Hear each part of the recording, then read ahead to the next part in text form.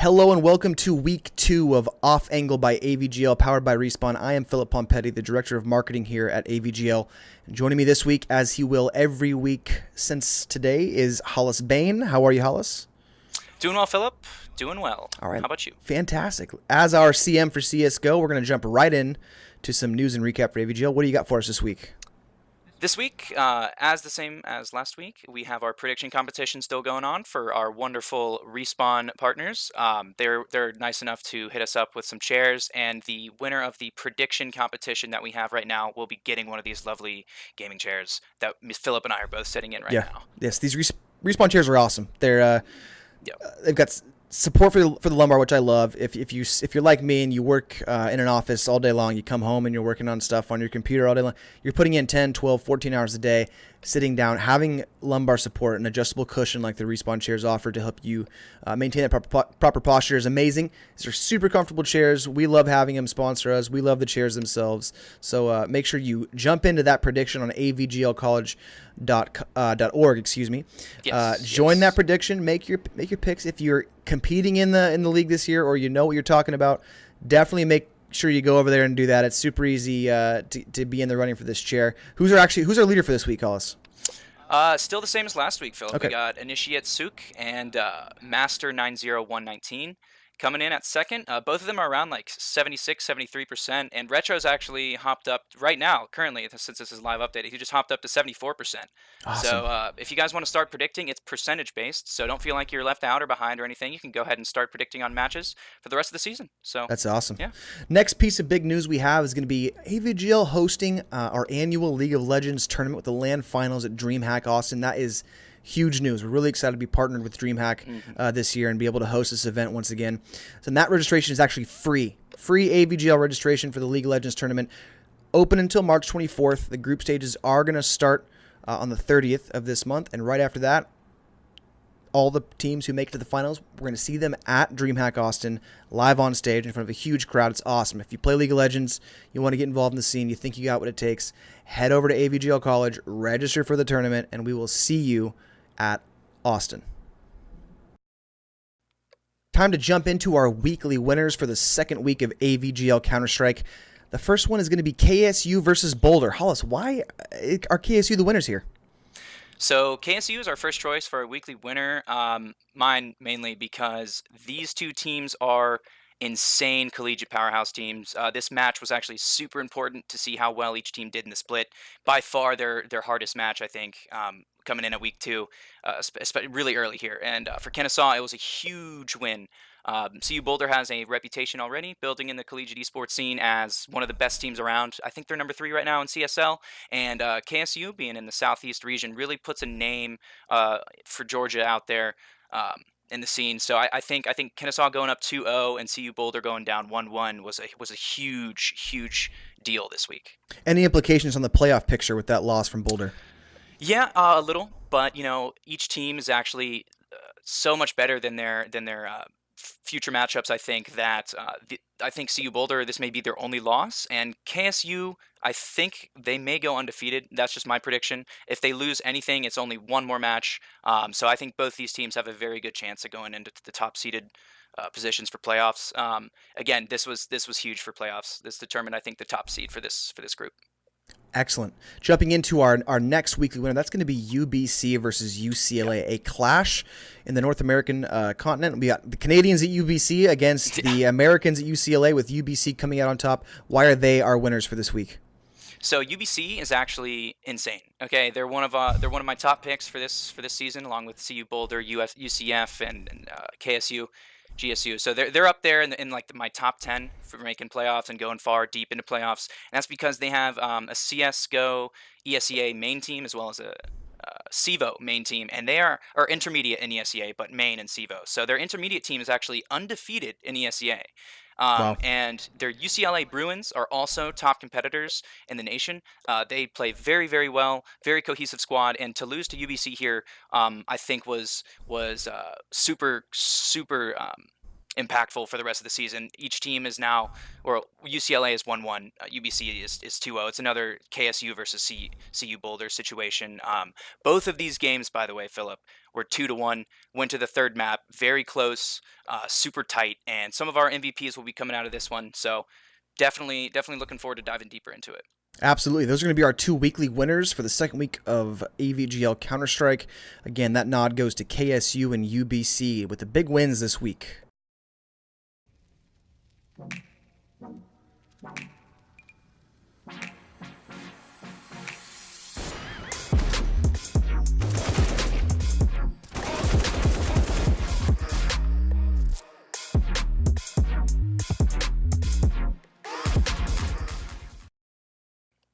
With our weekly winners in the books, it's time to turn our attentions to the AVGL Rising Stars. Got one for you this week, hailing all the way from the fair state of Georgia at GSU. It is the rifler, Sheikh Zula. Hollis, can you tell me a little bit about why Sheikh Zula is a rising star for this week? Yes, I can, Philip. Sheikh Zula is my boy. Sheikh Zula had an incredible match against RMU Eaglets. So that's the RMU D2 team. Georgia State would have won anyways, but I think Sheikh Zula has really stepped onto the scene with a heavy foot here.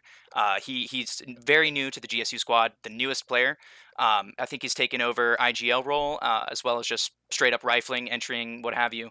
This guy dropped 108 ADR over a best of 3, had 6 1vx clutches won throughout the series.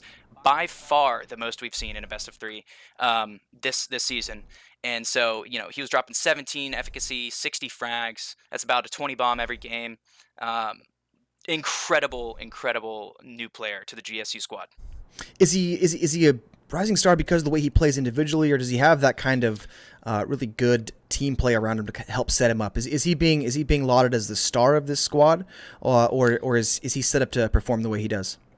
So it's actually weird right now on the GSU squad, the Georgia State squad. There are 2 star players, and I think they kind of work off of each other in a round. One of them is the Opper, Swan. The other is the rifler, Sheikh Zula. And I think both of these players have a significant impact on how GSU does in the AVGL tournament, as well as other tournaments.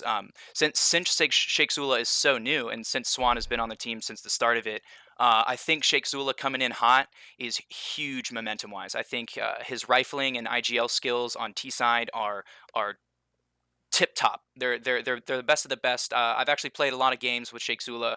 We won a couple tournaments actually. Went to DreamHack together. And this guy coming onto Georgia State as a new player for the Georgia State squad will be the deciding factor as to how far they go in the playoffs. That's fantastic. I'm definitely looking forward to seeing a lot more of Sheikh Zula as the season progresses and seeing what he can do to help keep GSU in the playoff picture and beyond. So that is going to be our rising stars for AVGL this week. And let's take all of our attention and turn it towards this week's top plays. Coming up for you next are going to be the AVGL top plays of the week, powered by Respawn. Some amazing plays coming at you. So let's take a look.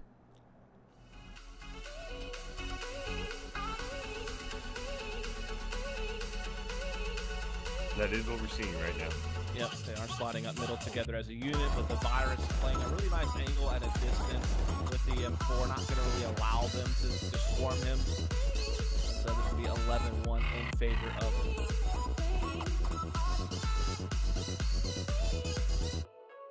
Yeah, we'll have to see if they're able to crack this open. Lehar, though, has a great crossfire with his teammates inside the slice. They're definitely coming up. Oh, the fade away! Oh, no. Nova, not like this. He's really going to win it with the shotgun. It's dangerously close to What is... Oh, my God. Oh, my God. Jets finally into the madness. They're having a good laugh about it in game. She gets out of there, though, so that's a player kept alive. And now going down here as they do peek into that A-bomb site, and now we see the hit coming in from the terrorist side. Yeah, now the rotations are coming in. Chad is keying off of AWP inside the site. Go ahead and finish it off. Quad kill round, actually. Okay, the Virus from that rotation able to get one out.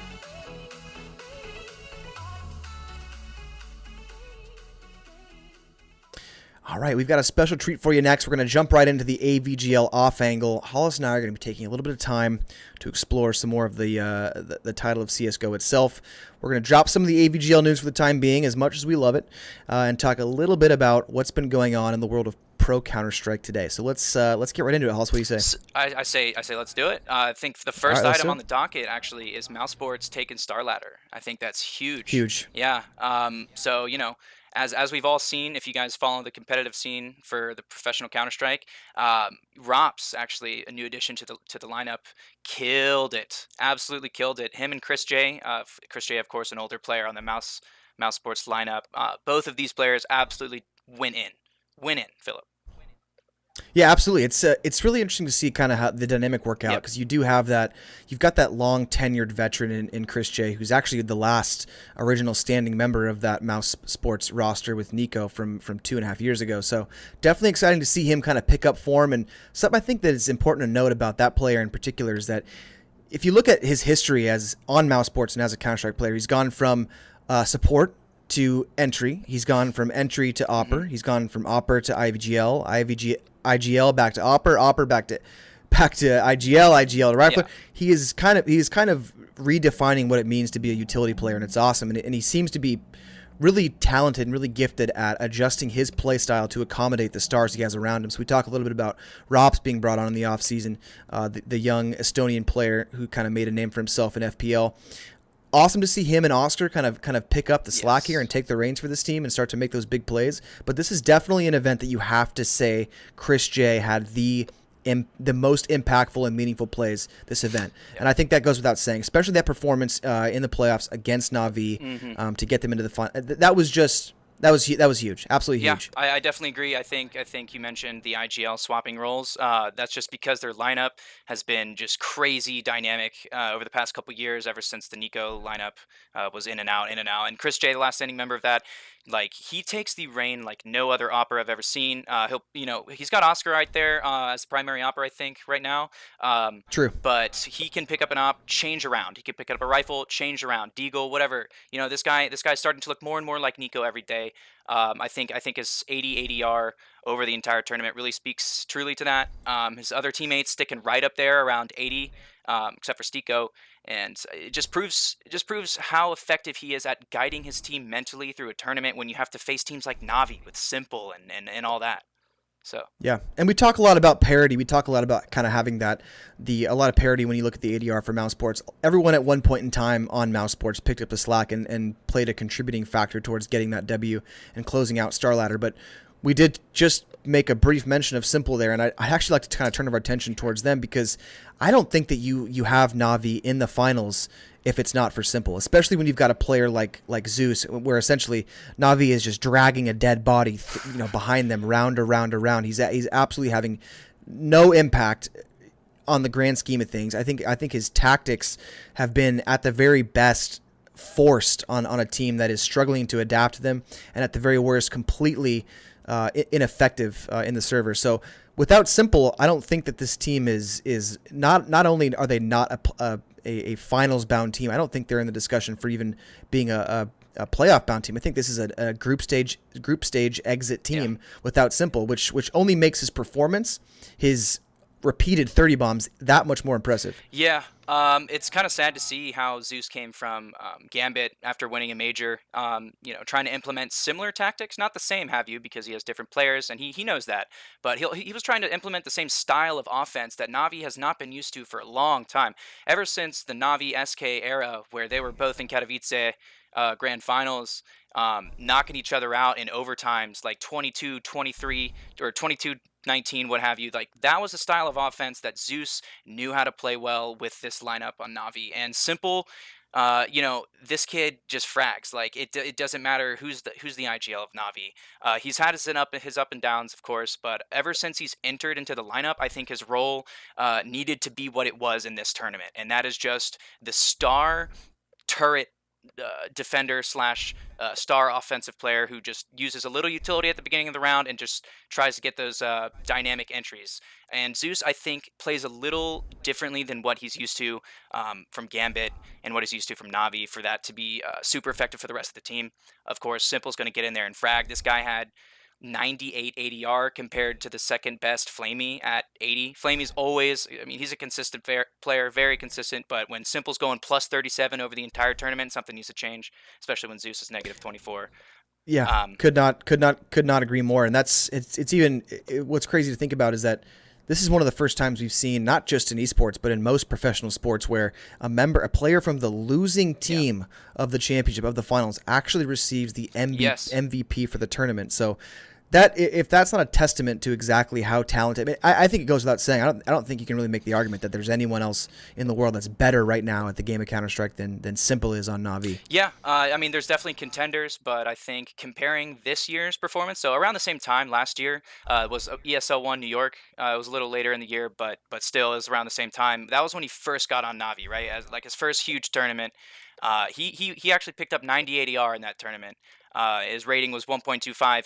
Here in the grand finals for Star Ladder, it is even better than it was when he first joined Navi. And that was when people said Simple was the best he could ever get. That was like his peak, some people were saying. But now he's got 98 ADR with a 1.5 rating. That improvement, obviously over a long period of time with many tournaments that Navi should have placed better in, still means a lot for that one player. So we talk about the life cycles of pro players, right? You talk about the fact that the average life cycle for a pro player is anywhere from 2 to 5 years, and even then at 5 years, very rarely in rare cases do we see a player being able to maintain that kind of peak at for that long a period of time. So I think it begs the question, are we potentially seeing one of the greatest the greatest follies of modern Counter-Strike by seeing Simple at this peak, at this level, being wasted away on a Na'Vi team that I don't think is going to make the finals in the next year, if not longer. Yeah, and it's a really tricky thing to think about, because the type of player Simple is, if you're not consistent, you're going to receive a lot of flack, because it just looks stupid when he messes up. It just does. The type of plays that he goes for with a team like he has, he really is the battering ram, and in some rounds it'll look like he threw when he's not on the ball, but when he's playing like this, it's like he's carrying. He's constantly trying to carry. So I think over the next year, if we are trying to determine whether or not his potential is being wasted, we have to look at consistency. We have to look at toxicity, chemistry, and stuff like that when it comes to the rest of his team. How does a player like this deal with the rest of his team falling flat? I mean, well, that's just something we're gonna have to see over time, and that's something that I think North American Counter-Strike has gotten really good at. Yeah, that's absolutely true. And actually, using that as a segue, let's go ahead and jump into the American scene. I'd like to talk a little bit about the recent signing of Nafly over to Liquid. This is a player who has stepped in and made an immediate impact, an immediate beneficial impact on the performance of his team. Taken over the reins from JDM. I don't think he's even so much playing as a primary operator, but even that strange switch out from operator to rifler seems to be making a lot of like I said, a lot of benefits to that team. Can you talk to me a little bit about what that means for Liquid? Sure. I think Nafly coming in and taking over IGL is actually one of the better things to happen to the North American Counter-Strike scene in a long time. I think his performance at Optic was a demonstration of how vital this guy can be to set up his team for the win. He has insane multi-kill rounds. He has a lot of impact in a round, but you can't see the impact as IGLing has. I have no doubt in my mind that it is a combination of intellect and experience combined with his ability to stay calm in a round and make sure that the rest of his team is chilling out in mid-round, making sure that they're ready for the decisions he's about to make mid-round rather than freaking out like the rest of them. Now, is he taking over the IGL duties from Nitro? Because the last I remember, that from what I remember, most recently, Nitro has still been taking on most of the IGL duties. I'm not sure. I think it varies from map to map, actually. But when Naf first came in, it was as IGL, and he was IGL on Optic. As they were declining, as the roster slowly went. I think they all tried. Exactly. They all tried the IGL there for a bit. They all tried, and that's the thing about NACS right now is there are some like meh IGLs on a team that'll combine with other meh IGLs and form an awesome T side and a wonderful way to play the game. But then there's the star IGLs, like people on Cloud9, like Tarek on Cloud9. Stewie used to do it, but I think the switching of IGL roles happens a lot in NACS, but Nafly has handled it very well with Nitro. Him and Nitro definitely pairing up to look like a super huge threat in tournaments, because I mean, you had Cloud9 win the major, right? They go to Summit, and then Liquid beats them in a best of 5, right? In a best of 5, it was 3-2. That wasn't a huge tournament, but now Liquid, they're in the semifinals via Katowice, so they can really show us what's up in the next coming days here. Yeah, I'm excited to see exactly. I mean, they have looked anything less than extremely sharp, and it's interesting to see kind of a new team meta of shared responsibility, where you drop an op, or you drop your primary op, or a position that's considered kind of a staple of competitive Counter-Strike. Every team needs to have that primary opper, but in Liquid's case, you drop an opper and you pick up a rifler, Yeah. which on paper seems like a very strange move. Yeah, I think. And now you're starting to share some of the IGL duties, and I kind of like this experiment. It seems to be working out. I think dropping the opper there, because they played around even with twist opping in the past. Like, I think dropping the opper there was huge, because all of their players can pretty much op. If you've seen Naf, he can op. Nitro obviously can op. Twists can op. And, Elige, one of the best riflers in North America, probably my favorite player of all time, just super consistent. And I think with a lineup like this, Nitro taking over core IGL, and then Naf kind of comboing off of that with their ability to change around mid-round is super impactful when it comes to beating teams like FaZe and Navi and Mouse Sports. Because it used to be that NACS fell flat on their face mid-round. It would be early round aggression into early round plays, or almost too slow defaults. And I think that C9 and NAF here on Liquid have absolutely changed the way it is done right now in North America. But that actually brings us to Katowice. What do you think about that right now? I love this. Honestly, it's kind of a double-edged sword, right? So as a diehard CS fan, I love the fact that we get a chance to see 2 major tournaments kind of back to back, week after week. At the same time, to speak a little bit less about the tournament itself and a little bit more about the timing of things, I wonder if we're seeing the best CS being played. I gotta imagine a lot of these guys are, especially the Americans, are pretty exhausted traveling for essentially the entirety of this last month between different European countries, and not getting the kind of rest that they deserve. And I wonder if that plays a little bit into some of the results we've been seeing. It's hard to think about that and then take into account NA's record in the past, because right now I think the opposite of fatigue is being shown. At least the players may be really tired, and I know C9 especially is working they're working their butts off right now to make sure that they're performing well in a tournament, and they come into IEM Katowice and drop the series to FaZe, who they beat earlier in the major. It does show that players and teams especially can be fatigued, but I wonder if it's happening to Liquid and to the rest of the scene, because Liquid came in hot. Astralis is coming in. True. Like, I have not seen Astralis play this well in probably half a year. And they're coming in here, beating Liquid 2-1, beating SK 2-0, going into the semifinals against FaZe. I mean, that match right there is going to really answer your question, I think. Will teams be too fatigued to keep this type of rhythm up? Because FaZe and Astralis have been at every tournament that we've been talking about for the past 2 weeks, and even before that, besides Starladder, obviously.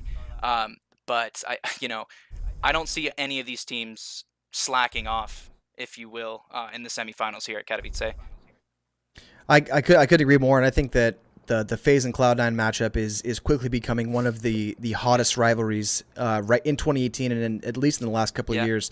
I don't know if you got a chance to watch, but the most recent the third game of that best of 3 on Inferno went to overtime again between C9 and FaZe, and I would say it was just as exciting as that final major, that final third map of the major on Inferno. I mean, they are demonstrating that both these teams on Inferno can come to play, and they're going to make an extremely exciting matchup. I think for the next few months, until one of these teams sees a dip in form. But with that, I think it's time for us to put a cap on Off Angle.